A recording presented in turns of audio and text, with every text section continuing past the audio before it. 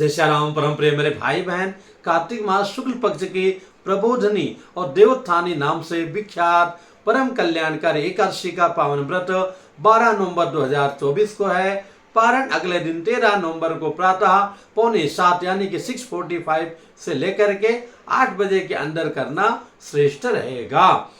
वैसे तो हर एक एकादशी का व्रत हर एक जन को करना चाहिए, तथापि ये विशेष एकादशी में आता है। अन्य एकादशी व्रत आगे पीछे भी हो रहा है, तो भी इस एकादशी का व्रत हमें अवश्य करना चाहिए। इतना बड़ा महत्व इस एकादशी का, किसी दिन जो है श्री अयोध्या जी और मथुरा जी वृंदावन में जो है पंचकोशीय परिक्रमा, माने कि जो प्रमुख नगर है उसका परिक्रमा सभी भक्तजन करते हैं। पंचकोशी कहने के लिए तो 15 किलोमीटर का होता है, पर वो लगभग आज के वातावरण में 20 किलोमीटर का हो जाता है। वो परिक्रमा जो है 5-7 साल के अथवा गोदी में बच्चों को भी लेकर के और 80 साल 90 साल तक की माताएं बहनें बच्चियां अवश्य करती हैं। तो इतना महत्वपूर्ण ये दिन है, इस दिन हमें व्रत अवश्य करना चाहिए। और इसी दिन जो है इस वर्ष 2024 में तुलसी विवाह भी है, जो सायंकाल मनाना है। स्वयं कैसे हम करें, नीचे डिस्क्रिप्शन में मैं लिंक डाल दूंगा, जिसको देख करके आप स्वयं कर सकते हैं। बाकी अगले वीडियो में जानकारी रखने का प्रयत्न करूंगा। तो मेरे भाई बहन, इस एकादशी व्रत का नियम उसी प्रकार से है जैसे हम अन्य एकादशी व्रत को करते हैं। एक दिन पहले से ही ब्रह्मचर्य का पालन करना, लहसुन प्याज अन्य जो भी अभक्ष पदार्थ सबका त्याग करते हुए, ब्रह्मचर्य का पालन करते हुए दिन में रात्रि में सोने के पहले, और अच्छी बात तो यह है कि एक ही समय हमें भोजन करना है और सोने के पहले हमें मंजन इत्यादि करके सो लेना है, क्योंकि एकादशी के दिन मंजन इत्यादि नहीं करना चाहिए। गर्म पानी से कुल्ला कर लें अथवा दातून कर लें। और जगने के बाद आसपास कोई तीर्थ हो, नदी हो, तालाब हो, वहां जाके हमें स्नान करना चाहिए। घर में ही सामान्य स्नान करने के बाद में कोई भी पवित्र नदी का जल डाल करके 2 बूंद उसमें और जल मिला करके हमें फाइनल स्नान कर लेना चाहिए।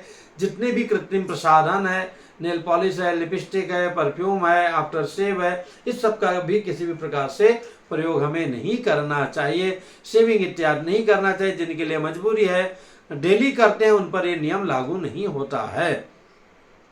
और हमें क्या करना चाहिए, भगवान जी का विशेष पूजन करना चाहिए, क्योंकि चतुर्मास के बाद में इसी दिन भगवान जो है का जागरण होता है। चतुर्मास व्रत की समाप्ति होती है। और चतुर्मास व्रत क्यों हो रहा है आप लोग जानते ही होंगे कि भगवान जो है आषाढ़ माह की शुक्ल पक्ष की एकादशी को शंखासुर दैत्य का उन्होंने वध किया था। उससे भरपूर उनकी लड़ाई हुई थी, उसमें थक गए थे, तो विश्राम करने के लिए क्षीर सागर में चले गए और 4 मास तक पूरा विश्राम किया प्रभु ने, कहने के लिए। बाकी तो त्वं माया मोहिता सर्वे, उनकी माया से ही सारा संसार का कार्य होता है। अगर वो सो जाएंगे तो फिर क्या होगा।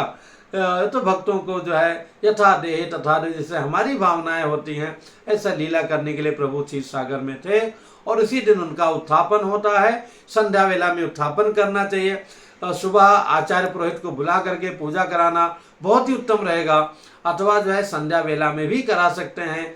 और पूजा करने के बाद में इन मंत्रों को सुन करके फूल को लेकर के भगवान से पूजा आरती करने के बाद प्रार्थना करना चाहिए। क्या करना चाहिए, उत्तिष्ठोत्तिष्ठ गोविंद त्यज निद्रां जगतपते त्वयि सुप्ते जगन्नाथ जगत सुप्तम भवेदिदम्।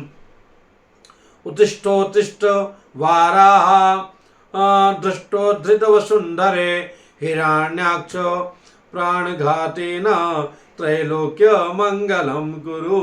इस प्रकार से फूलों की भगवान से वृष्टि करने के बाद में, प्रणाम करने के बाद में फिर प्रार्थना करना चाहिए।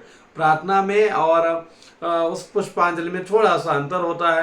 प्रार्थना में हमारी वेदना जो है उसमें समाहित हो जाती है, और जो हम पुष्पांजलि करते हैं उसमें भगवान की मर्यादा, उनका विश्लेषण विशेष होता है।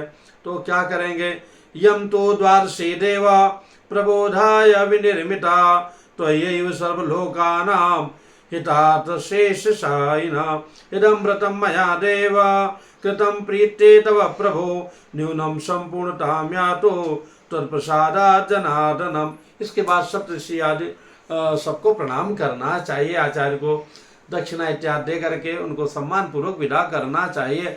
और तुलसी जी का विवाह करना है, तो इसी दिन तुलसी जी का विवाह होता है। इस एकादशी व्रत की कथा आती है कि जो है एक राजा थे, बड़े पुण्यात्मा थे। इतने बड़े पुण्यात्मा थे कि उनके नगर में उस दिन अन्न की बिक्री तक नहीं होती थी। पशु पक्षी भी जो पालतू थे उन वो लोग भी जो है उनको भी अनाज की चीजें नहीं दी जाती थी। इस प्रकार का नियम था। भगवान बड़े प्रसन्न हुए उनकी भक्ति देख करके। उनका परीक्षा लेने के लिए उनके राजमार्ग में एक मोहिनी का रूप धारण करके आ गए। राजा देख करके मोहित हो गए और कहे, आप कहाँ के रहने वाली हो? कहे, महाराज ये सब छोड़ो, आप बताओ आप हमसे क्या चाहते हो? कहे, चाहता हूँ कि आप महारानी बन करके हमारे महल में रहो। कहे, मैं रहूंगी अवश्य, पर हमारी शर्त अगर आप मानेंगे तो। कहे, क्या आपकी शर्त है? कहे, शर्त यह कि पूरा राजकाज जो है मेरे अनुसार चलेगा, जो मैं कहूँगी वही आपको करना पड़ेगा, जो मैं बना के दूंगी वही आपको खाना पड़ेगा। अब वो बात मान लिया उन्होंने और बात मान करके अपने नगर में ले आए। फिर आने वाली एकादशी तिथि को, अब बाकी दिनों तो ठीक ठाक था, वो देवी ने अन्न बनाना शुरू किया। राजा ने मना कर दिया कि देखो आपने शर्त किया था कि जो मैं कहूँगी वो आपको करना है, जो मैं बनाऊंगी वो आपको खाना है। ऐसे शर्त आप तो फिर जय जय सिया राम है तो आपको असत्य बोलने का पाप लगेगा। राजा बड़े चिंता में पड़ गए। कहे, देवी कोई इसका विकल्प हो तो आप बताओ, क्योंकि इतने वर्षों से एकादशी का हमारे पूरे राज्य में जो है सभी लोग नियम से पालन करते हैं। मैं राजा होकर स्वयं नियम का पालन नहीं करूंगा तो कैसे कार्य होगा? उसने कहा कि जो भगवान माया रूपी थे मोहिनी, कि अच्छा ऐसा कोई बात नहीं, जो बड़े राजकुमार हैं उनका सिर काट करके मुझे दे दो तो कोई बात नहीं, आप जो है व्रत रह लो, ये चीजें मत खाओ। अब वो महाराज बड़े सोच में थे। इतने में राजकुमार खेलते हुए आ गया। पूछा, पिताजी क्या बात है?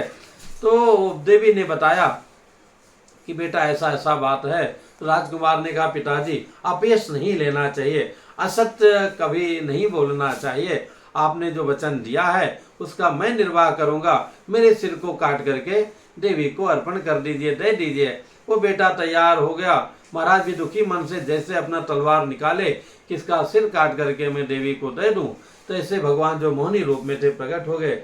बड़े प्रसन्न हुए कि राजा तुम्हारी भक्ति भाव से मैं अतिशय प्रसन्न हूँ और तुम मेरे साथ चलो। बच्चे को, राजकुमार को वहाँ का राजपाट सौंप करके विमान से के द्वारा नारायण जी के साथ में स्वयं वो जो है वहाँ को चले गए वैकुंठ धाम को।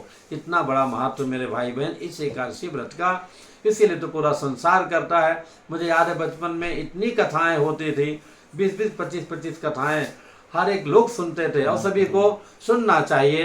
तो बड़ा ही मंगलमय ये अवसर है, इसका पूरा लाभ लीजिए, व्रत कीजिए। और मन में कोई संदेह हो तो आप कमेंट्स कीजिएगा, बताने का प्रयत्न करूंगा। अगला तुलसी विवाह के विषय में वीडियो रखूंगा। वीडियो थोड़ा उचित लगा करे तो लाइक भी किया करें और शेयर भी किया कीजिए, जिससे अपना परिवार आगे बढ़े। जय श्री राम।